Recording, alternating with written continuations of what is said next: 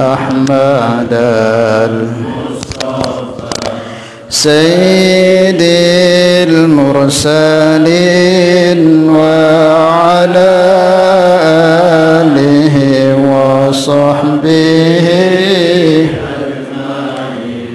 وعلى آله وصحبه أجمعين. بسم الله الرحمن الرحيم. إلى حضرة النبي المصطفى سيدنا رسول الله صلى الله عليه وسلم وعلى آله وأزواجه وذرية الصحابة وأتباعه، إلى حضرة جميع إخوانه من الأنبياء والمرسلين والشهداء الصالحين أولياء المقربين علماء العاملين والمصنفين وجميع الملائكة المقربين، وخصوصا إلى حضرة الشيخ الإمام أحمد بن عطاء السكندري رضي الله تعالى عنه. ولله لهم الفاتحة. بسم الله الرحمن الرحيم. الحمد لله رب العالمين الرحمن الرحيم مالك يوم الدين. إياك نعبد وإياك نستعين اهدنا الصراط المستقيم صراط الذين أنعمت عليهم غير المغضوب عليهم ولا الضالين. Oke, insyaallah dilanjutkan bacanya.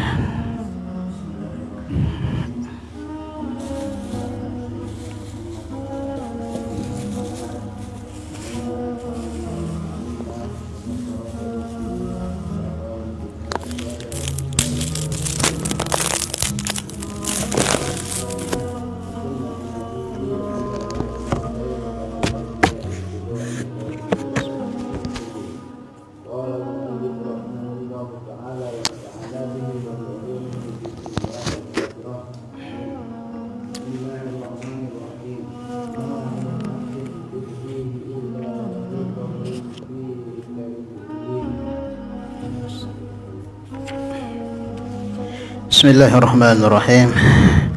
Nawaiنا التعلم والتعليم تذكر التذكير نفع والانتفاع إفادة واستفادة وحث على التمسك بكتاب الله وسنة نبيه والدلالة إلى الخير والدعاء إلى الهدى ابتغاء مرضاته ثوابه وقربه آمين. قال المؤلف رحمه الله تعالى عليه ونفعنا الله به وبعلومه في الدنيا والآخرة. Kita lanjutkan bahasan kajian kita kitab Al-Hikam Al-Ata'iyah. Niki kita masuk ke hikmah. Kalau di kitab ini 31, tapi kalau di kitab-kitab yang lain masuk ke hikmah yang ke-22. Yang baca dulu bunyi hikmahnya, pendekin hikmahnya. Bismillahirrahmanirrahim. Ma min nafasin, kalau di sini fa-nya itu dimatikan. Kalau di kitab lain di fathah dia. Ma min nafasin tubdihi illa walahu qadarun bika yumdi. Terjemahnya ma min nafasin, kalau nafsin jiwa artinya, tapi kalau pa-nya itu di fathah hembusan atau napas. Ma min nafasin, tidaklah daripada napas, tubdihi yang engkau hembuskan, illa kecuali walahu bagi Allah qadarun ada ketetapan atau takdir, bika pada dirimu, yumdihi yang pasti kamu akan lalui atau jalani. Jadi terjemah bebasnya, tidaklah hembusan napas atau satu hembusan napas yang kita hembuskan kecuali berbarengan itu dengan takdir atau ketetapan Allah yang pasti kita akan jalani. Jadi setiap hembusan napas kita ini berbarengan dengan takdir daripada ketetapan Allah Subhanahu wa taala. Jadi sebelum kita bahas mengenai pembahasan yang di kitab ini, mungkin perlu juga kita tahu napas itu apa. Napas itu kata para ulama, yang kita hembuskan ini sudah, yang kita keluarkan dan yang kita masukkan. Yang keluar, yang masuk, yang kita hirup dan kita keluarkan setiap hari, itu nafas. Dan nafas ini juga bisa disebut waktu, disebut juga waktu. Ya, nafas akhirnya waktu kita. Habis nafas kita ya habis waktu kita di dunia ini. Maka ada orang itu dikatakan ketika dia tidak bernapas lagi, maknanya waktunya sudah habis. Maka disebut dia kalau mati apa? Orang yang apa? Hah? Habis nafas. Jadi seperti itu disebut oleh para ulama bahwa napas kita ini juga disebut sebagai waktu. Selagi kita ada waktu, selagi ada kita napas di dunia ini, maka kita punya jatah waktu hidup di dunia ini. Kalau sudah napas nggak ada, otomatis jatah hidup kita di dunia, waktu kita sudah tidak ada. Maka yang kita hembuskan ini waktu kita. Maka dari itu pentingnya sangat kita perlu menjaga waktu. Yang beberapa minggu kemarin juga di pembahasan hikmah keberapa itu masalah tanda kebodohan seseorang itu apa? Menunda-nunda waktu. Kenapa dikatakan bodoh? Ya karena dia mau berharap buat amal, mau cari waktu luang, waktu kosong. Nanti sudah kalau ada waktu longgar, sekarang sibuk aja kerja. Nah, orang berpahaman seperti ini bodoh menurut Imam Ahmad. Karena apa? Sesuatu yang di depan itu tidak ada yang tahu. Apa yang akan terjadi di hadapan kita itu nggak ada yang tahu. Bisa jadi semangat kita hilang, bisa jadi sakit, bisa jadi kita kena musibah. Banyak yang berpotensi akan terjadi sesuatu di depan kita itu. Tidak bisa kita pastikan. Sehingga kita dalam urusan amal itu tidak boleh ditunda. Wa ma tadri nafsum madza taksibu ghadan wa ma tadri nafsun bi ayyi ardin tamut. Tidak ada yang tahu apa yang terjadi di hadapan kita. Maka dari itu juga ya, bagaimana waktu ini betul-betul kita perhatikan. Ulama katakan al waktu hiyal hayatu. Waktu itu ya hidup kita ini sudah. Nah, waktu ini hidup kita ini. Kalau masih ada waktu ya masih hidup. Kalau tidak ada waktu kita di dunia ini, habis waktu kita, maka kita tinggalkan dunia ini. Maka tidaklah satu hembusan napas yang kehembuskan kecuali bersamanya itu adalah takdir Allah yang pasti kamu akan lalui. Maka kita ini dalam setiap hembusan napas kita ini akan dibarengi dengan 4 macam takdir daripada Allah Subhanahu wa taala yang tidak akan pernah bisa terlepaskan dari kita. Maka kita diarahkan di kesemua keadaan takdir-takdir Allah itu hendaklah kita barengi itu semua dengan taat, ingat kepada Allah Subhanahu wa taala. Dulu pernah yang bahas juga di kajian Aqidah Sifat 20 dalam masalah bahasan sifat kudrahnya Allah Subhanahu wa taala. Itu kita itu akan melewati 4 jenis takdir yang tidak akan bisa lepas dari kita. Apa itu takdir? Yang namanya berupa ketaatan, kemudian berupa berada dalam kemaksiatan, kemudian berupa berada dalam mendapatkan nikmatan, kemudian terakhir berada dalam mendapat musibah. Ini napasnya akan tetap mengalir dan akan menjalani takdir. Ini tetap akan kita dapati. Sebagaimanapun kuat kita untuk menghindarkan diri kita daripada tidak terkena musibah, kalau sudah ditetapkan Allah kena musibah, tidak akan bisa menghindar kita. Sebagaimanapun kuat kita tahan diri untuk tidak berbuat maksiat, jaga diri, jika itu sudah menjadi ketetapan Allah, kita akan jatuh ke dalam maksiat, tetap akan jatuh berbarengan dengan hembusan nafas kita. Bahkan dalam kelalaian pun akan terjadi itu. Maka ulama-ulama dulu, para salafun shalih dahulu itu sangat amat mementingkan bagaimana hembusan nafas mereka ini berada dalam ketaatan kepada Allah, karena sesuatu yang akan diminta pertanggungjawabannya di hadapan Allah Subhanahu wa taala. Nah, kita nih kan ini hembusan nafas berjalan nggak kita duduk di sini? Berjalan nggak? Masa? Nah, ini hembusan napas yang akan menguntungkan kita ini. Kita hembuskan napas berada dalam tempat-tempat yang diridhoi oleh Allah. Ada orang akan ditanya kelak, di mana kau hembuskan napasmu?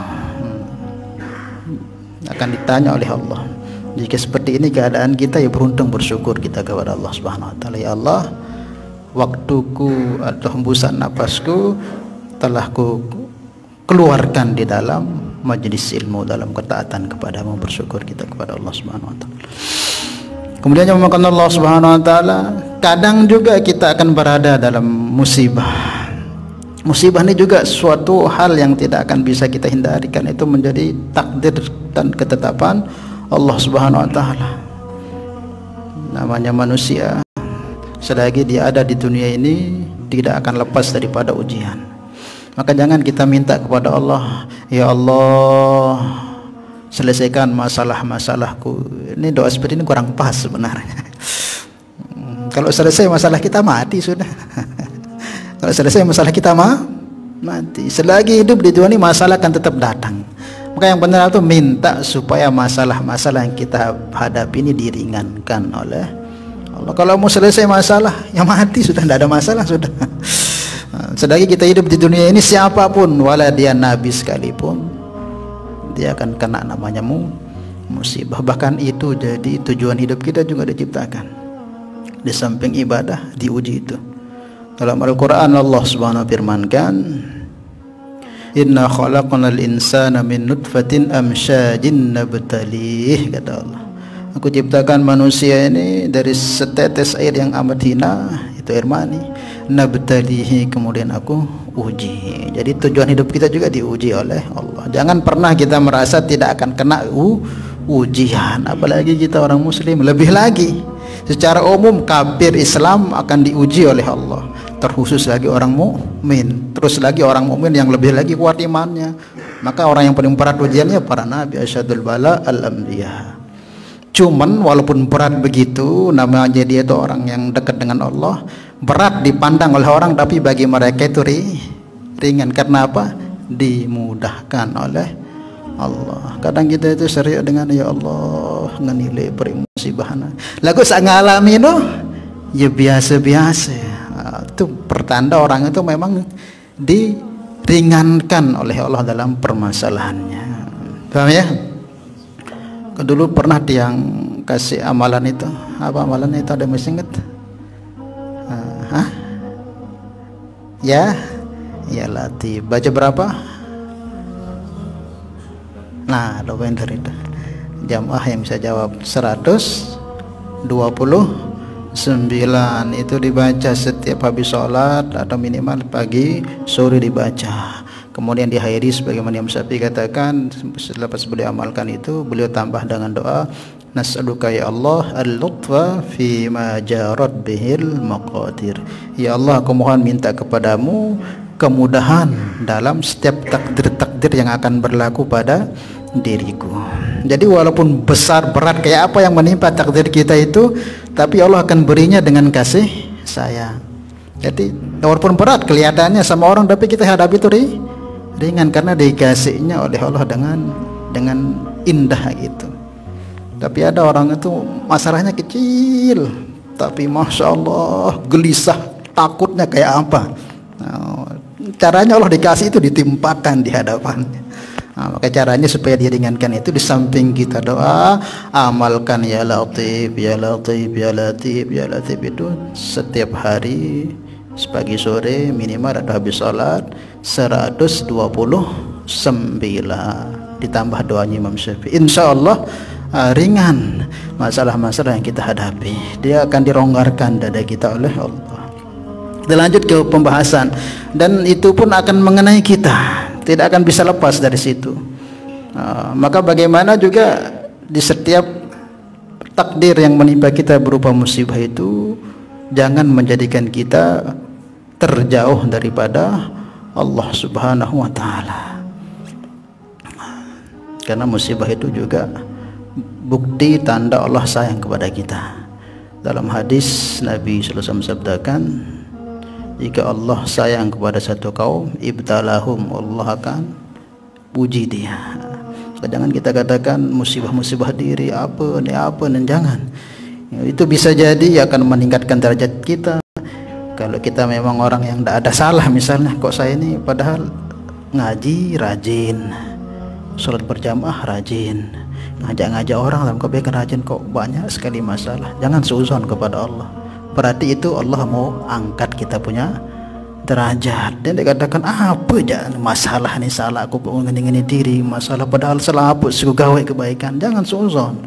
Itu pertanda kita ini punya derajat akan diangkat.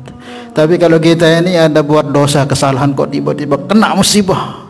Kita buat satu kesalahan, misal satu dosa, kena musibah entah dalam diri kita, keuangan kita, keluarga kita, nah, berarti ini cara Allah untuk mengampuni saya punya dosa yang kemarin itu gitu. Nisbatkan yang baik-baik kepada Allah Subhanahu wa ta'ala. Paham ya? Nah, itu juga hendaklah kita, napas kita itu di saat seperti itu jangan kita hembuskan dalam tidak atau mengeluh di hadapan Allah Subhanahu wa taala di saat kita diberi ujian seperti itu. Karena musibah itu juga akan memberikan pengampunan kepada kita. Dalam Al-Quran juga Allah Subhanahu wa taala firmankan, walanabluwannakum bisyai'in minal khawfi wal ju'i wa naqsin minal amwali wal anfusi wath thamarat wa basyiris sabirin alladzina idza asabathum musibah qalu inna lillahi wa inna ilaihi rajiun ulaika alaihim salawatun mir rabbihim wa rahmah wa ulaika humul muhtadun. Itu tiga kita dapat itu. Kalau dapat musibah, kita ucapkan inna lillahi wa inna ilaihi rajiun, sabar, kembalikan kepada Allah.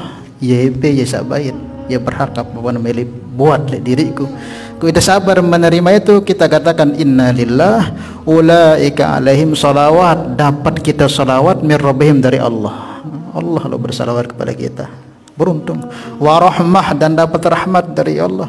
Wa ulaika humul, langsung Allah katakan itu hamba-hambaku, aku yang telah aku beri petunjuk. Maka jangan kita anggap musibah itu suatu kejelekan atau suatu yang buruk. Enggak. Itu kalau kita sikapi dengan benar, derajat kita jadi tinggi apapun bentuknya. Apapun bentuknya. Maka di saat itu kita ya kembalikan kepada Allah. Sehingga waktu kita itu juga hembusan nafas kita dalam ketaatan kepada Allah Subhanahu wa ta'ala. Begitu juga mungkin takdir yang berlaku kepada kita ini pun gak bisa kita hindari. Apa itu? Berupa jatuh ke dalam kemaksiatan. Walaupun kuat kita tahan diri untuk gak maksiat, tapi Allah sudah takdirkan jatuh ke maksiat. Jatuh enggak? Jatuh enggak? Hah? Jatuh. Karena itu kita ini bukan nabi, tidak ada. Kita ini bergelar maksum, tidak ada. Yang selain nabi itu saja yang ada penjagaan khusus dari Allah, tidak akan tersentuh ke perbuatan maksiat. Malaikat juga. Nah, kita ini sebesar apapun tingkat ketakwaan kesolehan kita, pasti akan pernah jatuh ke dalam kemaksiatan. Karena itu sudah sebutan dalam kaul-kaulnya para ulama dan hadis-hadis Nabi SAW. Kullu bani Adam khata', setiap anak tuan Adam pasti akan berbuat kesalahan. Wa khairul khata'in at-tawwabun, sebaik-baik orang yang berbuat kesalahan mesti bertobat. Para wali yang dekat dengan Allah, yang setiap saat dengan Allah, bisa enggak berbuat maksiat? Hah? Bisa enggak? Yuk. Iya, wali setiap saat ingat dengan Allah. Manusia karena intinya enggak bergelar maksum. Imam Junaid al-Baghdadi radhiyallahu ta'ala pernah ditanya, aznil arifun, apakah orang-orang yang arif billah, yang kenal betul dengan Allah, yang derajatnya bukan nabi itu, mau enggak dia berzina?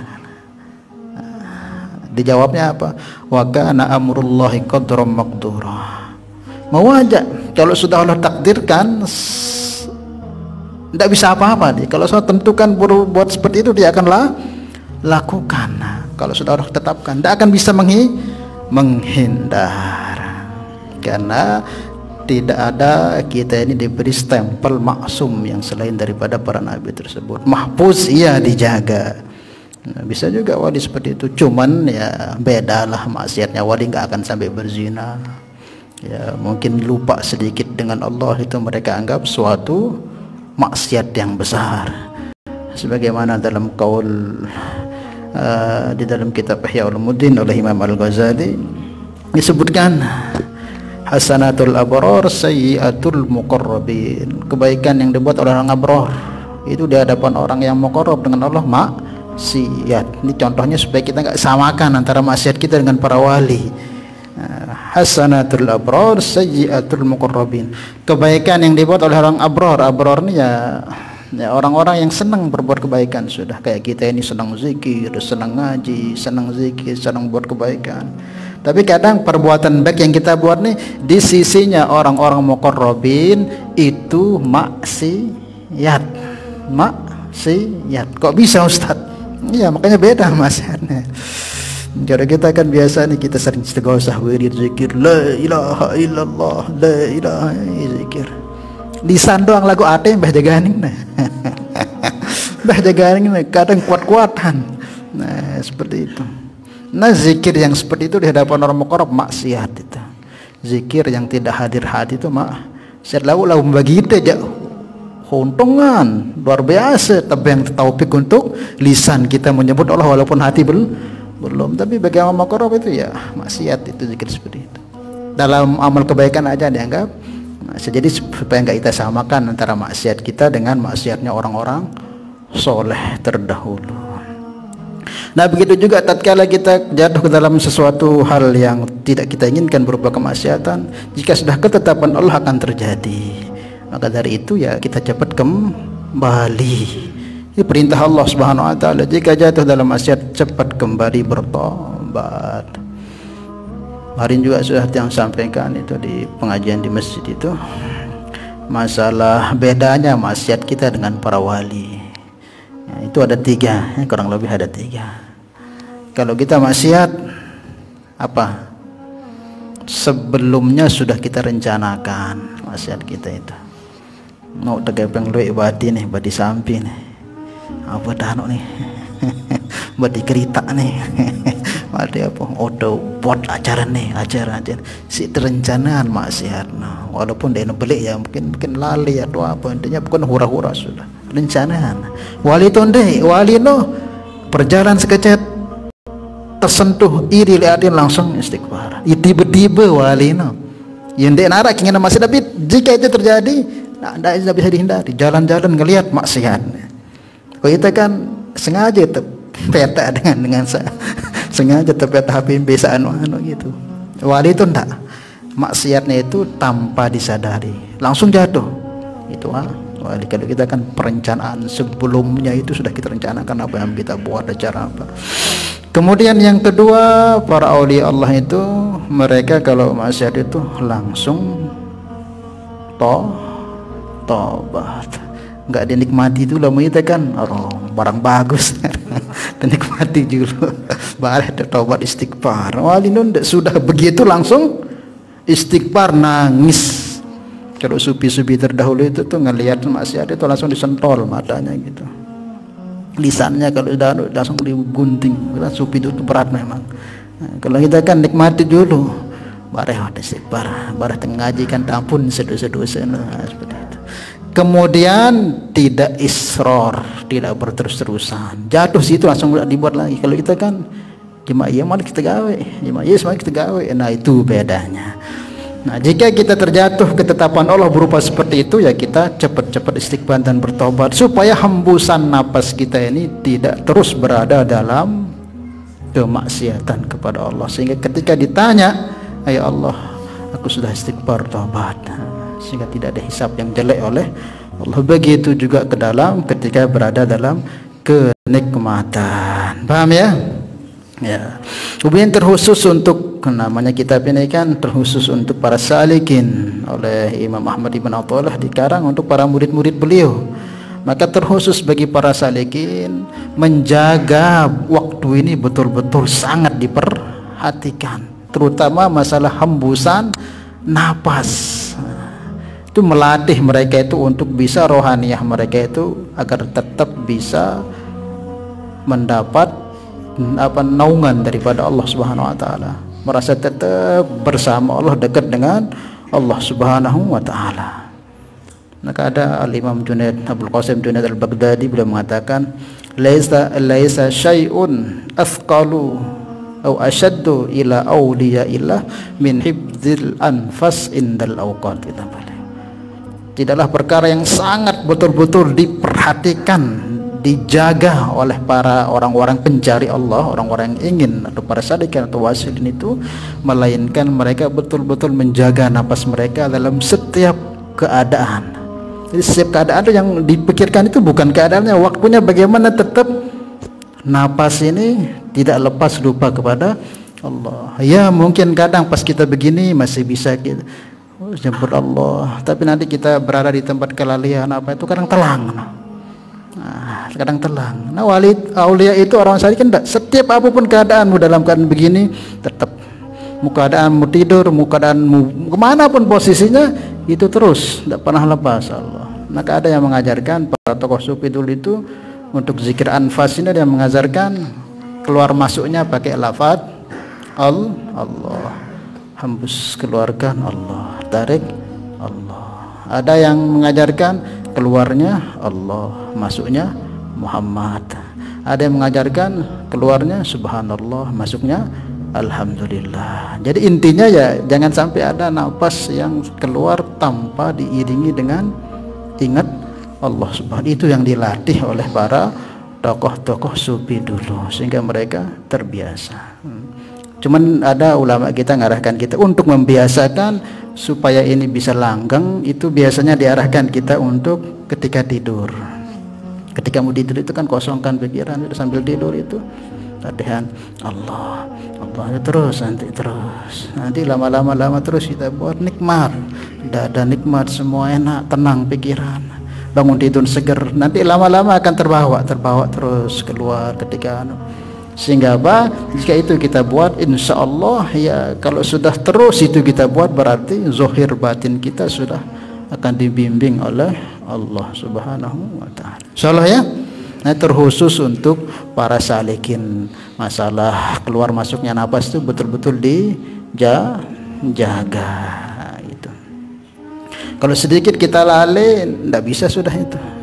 Tidak bisa latih Allah keluar masuk Allah. Kalau bisa 40 hari insya Allah jadi wali sudah itu. Insya Allah ya. Ya begitu. Kemudian juga masalah waktu niki. Waktu ini kan ada 3 niki. Ada waktu yang telah lampau, itu sudah bukan jadi milik kita. Ada yang sekarang inilah yang jadi milik kita ini. Ada yang di depan itu belum tentu menjadi milik kita. Ada ulama mengarahkan kalau kamu pengen hidupmu tenang di dunia ini, nggak susah. Caranya apa? Jangan terlalu banyak memikirkan yang telah lewat. Yang berlalu biarlah berlalu. Jangan ya Allah maka ya Allah, itu yang bikin kita susah. Yang berlalu biarlah berlalu. Kalau dia itu berupa nikmat, syukuri. Kalau berupa kemaksiatan, istighfar. Jadi terlalu berlampau sehingga putus asa, sehingga apa jadinya? Dibenci kita oleh Allah. Wala tayasu min roh. Kadang ada orang itu karena mengingat terus perbuatan yang dulu itu sehingga masuk ke dalam dirinya tidak tenang, apa takut, gelisah, macam-macam terjadi apa yang datang kepada dia itu tidak perlu sebenarnya itu setan punya kerjaan. Ya sudah, yang berlalu biarkan berlalu. Kalau berupa kebaikan syukuri, kalau berupa keburukan ya sholat istighfar, minta ampun. Kemudian yang sekarang ini yang kita nikmati yang sekarang inilah yang kita miliki ini. Nikmati dia, nikmati dengan segala pun kebaikan, nikmati ngaji, nikmati usaha, nikmati makan, nikmati jasa nekene dendek yang jadi susah saat nekene mele bahagia. Kemudian yang akan datang jangan terlalu pikirkan, itu sudah ada pengaturannya. Itu kebanyakan jemaah apa ibang pusing, padahal kita tidak tahu apa terjadi ke depannya. Nikmat yang sekarang dengan senikmat-nikmatnya ibadah sungguh-sungguh, ngaji sungguh-sungguh, berusaha cari harta sungguh-sungguh.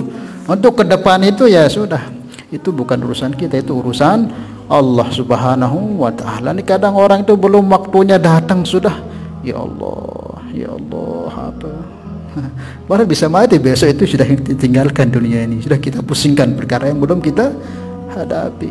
Jadi menderita kita, menyusahkan perkara yang tidak tahu akan kita temukan ataupun tidaknya. Maka ciri khas kehidupan para sahabat itu, mereka itu tidak ada yang memikirkan ke depan, itu nggak ada. Ya sekarang sudah, apa yang ada ya sudah, habisin sekarang. Karena yang depan itu urusan Allah. Kalau sudah memang jatah kita, mustahil akan menjadi milik orang, mustahil. Kalau di Lauhul Mahfuz itu sepolannya akan dapat, ini mustahil.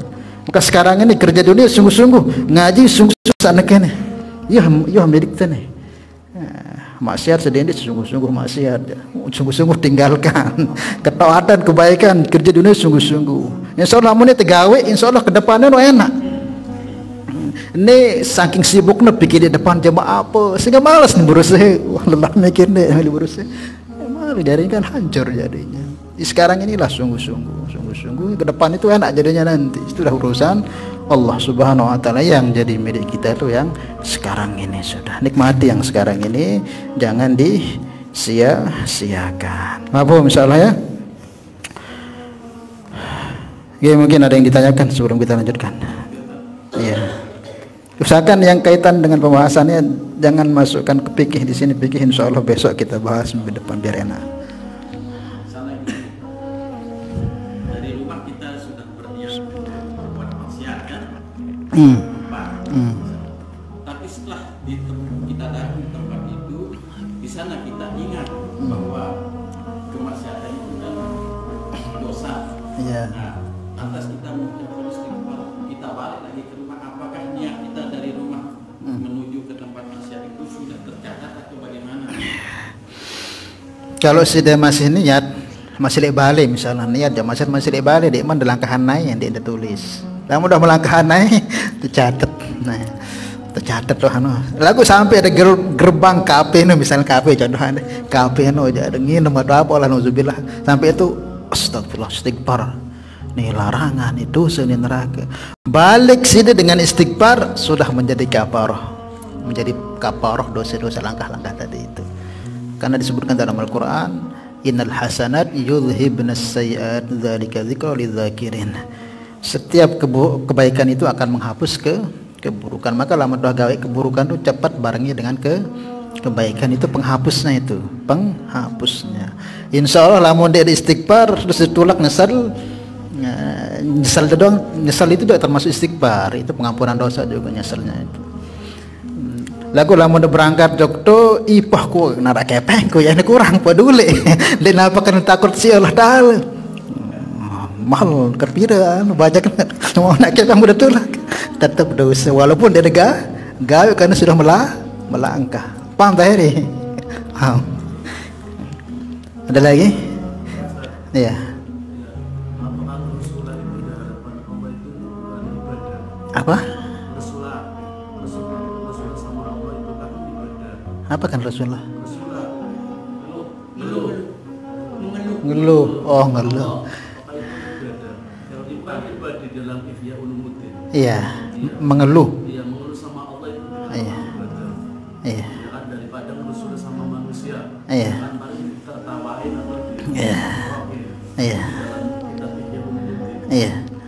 Mengeluh kepada Allah asalkan yang kita keluhkan itu, ya, kalau yang kita keluhkan itu apa namanya, bukan kita anggap Allah itu, yang maksudnya kita keluhkan ini kelemahan diri kita. Jangan kita keluhkan Allahnya. Allah ini enggak nepati janji padahal sudah sering aku doa, itu salah itu. Tapi kalau saya Allah berilah ke hamba ini begini lemahnya hamba, berikan hamba petunjuk. Kalau nisbatnya ngeluh itu ke kita, itu bagus. Itu menunjukkan kita ini memang hamba. Tapi kok ngeluhnya itu nyalahkan Allah, nganggap Allah nggak adil, nganggap Allah itu nggak perhatikan kepada hambanya, nah itu salah ya.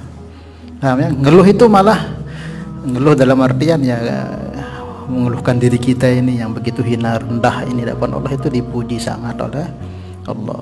Karena Nabi juga mengajarkan itu. Nabi ketika di Taif itu kan sering kita baca itu, inni asku dha'fa quwwati, ya Allah aku kerahkan arluhkan kepadaku lemahnya diriku ini.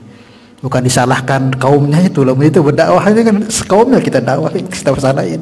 Ini dengan biar kalian tidak datangkan, ini paham orang yang kita salahkan. Kalau Nabi itu enggak, semakin menentang orang itu semakin Nabi salahkan dirinya.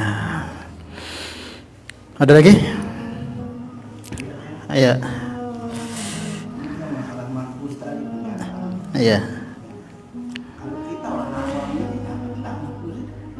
Mahfuz awam dapat, tapi mahfuznya nggak sampai mahfuznya para wali gitu. Mahfuznya mungkin ya kalau wali mungkin ya sampai 90%, namun itu 30% loh mahfuznya. Karena setiap ada namanya malaikat hafazah. Malaikat hafazah ini tugasnya mengingatkan kita. Tatkala kita mau berbuat kemaksiatan, ada bisikan khawatib. Kalau bahasa nikam kemarin itu khawatib. Di orang awam juga ada bisikan-bisikan khawatib itu. Ini bisikan kita ini untuk jangan buat itu kemaksiatan dimurkai oleh Allah. Kadang ngarak teragu-ragu buat maksiat, no, itu bisikan malaikat itu. Malaikat hafazah yang ditugaskan kepada kita. Tegawe tahu nih, orang kubahit sandal dengan nih barang. Ini lagu takut untuk Allah Ta'ala, takut lihat dengan saya nyeriuk di kiri kanan deh. Allah Ta'ala, nah itu lagu lamun debait, oh berarti kalah bisikan malaikat itu dengan bisikan setannya. Jadi tetap kita punya diberikan oleh Allah mahfuz, tetap cuman kadarnya ya bergantung keadaan hubungan kita dengan Allah Subhanahu wa Ta'ala. Lagi. Jadi intinya seperti itulah, jangan sampai kita sia-siakan waktu kita karena waktunya amat berharga. Bagus seperti teman-teman yang keluar ini, insya Allah kalau keluar itu waktunya terjaga dalam kebaikan, insya Allah waktunya terjaga dalam kebaikan. Cukup?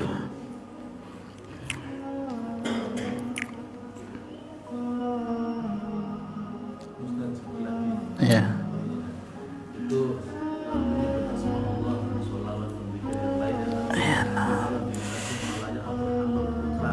Ya.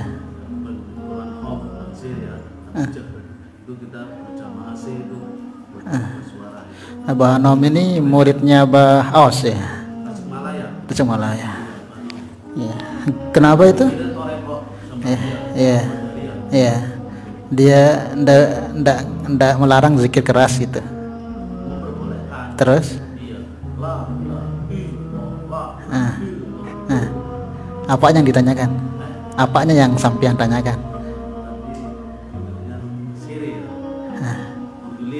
Iya, ini kan zikir anfas ini dia nggak disebut. Kita barangi keluar masuknya nafas itu dengan asma Allah. Maka yang paling idealnya zikir anfas itu pakai lafzul jalalah Allah. Tapi kalau jahar pakai la ilaha illallah itu. Rata-rata insya Allah kalau torekot Naksabandiyah kah, Qadiriyah kah, kalau jahar itu biasa pakainya nafi isbat itu la ilaha illallah, harus dijaharkan. Nggak enak juga lah muka ada jaharkan itu, nggak sambil gini kepala nggak kan bisa, nggak enak. Diperbolehkan ya boleh. Dan yang sir itu kebanyakan para ulama tarekat mengambil daripada Syekh Junaid kan silsilah tarekat mujahar mausir ini kan semua ulama tarekat Naksabandiyah, Qadiriyah, kemudian Sazaliyah itu semua ngambilnya ke Imam Junaid al-Baghdadi. Semua itu kalau jahar pakainya la ilaha illallah nabi isbat. Kemudian kalau sir pakai ismuz zat atau lafzul jalalah Allah. Sir itu di suara, di hati doang. Allah, hembusan Allah. Itu ya. Boleh seperti itu. Dilatih. Semua ada dalilnya, zikir keras, zikir jahar ada. Yang kurang bagus itu nggak zikir, itu aja sudah. Wallahu a'lam bishawab. Ya, semoga Allah Subhanahu wa taala beri kepahaman kepada kita untuk sama-sama kita amal dan sampaikan. Sudah mau amali juga nggak apa-apa, amalkan itu keluar masuknya pakai Allah atau pakai Allah Muhammad atau pakai Subhanallah, alhamdulillah, boleh dijaga. Paling bagus untuk latihannya sambil nunggu sholat. Nunggu sholat itu latihan Allah. Tenangkan pikiran. Paling bagus juga ketika mau tidur. Sampai ketiduran itu latih. nanti nikmat nanti. Sehingga kita nanti walaupun kumpul sama orang tapi ngomong sama orang tapi tetap ini gitu. Walaupun bersama makhluk tapi rohaniah kita bersama Allah. Insya Allah terjaga kita. Mudah-mudahan Allah berikan kita ilmu yang bermanfaat yang membawa kita semakin dekat dengan Allah Subhanahu wa taala. Ala hadhihi niyyah al-Fatihah. Bismillahirrahmanirrahim. Alhamdulillahirabbil alamin. Arrahmanir rahim. Ya kana mudzakin nasta'in bis-siratal mustaqim. Salatullah salamullah ala Taha Rasulillah. Salatullah salamullah ala Yasin Habibillah. Tawassalna bismillah wa bil hadi rasulillah wa kulli mujahidin lillah bi ahlil badri ya Subhanallah bihamdihi subhanallah wa bihamdika asyhadu an la ilaha illa anta astaghfiruka wa atubu ilaik. Wassalamu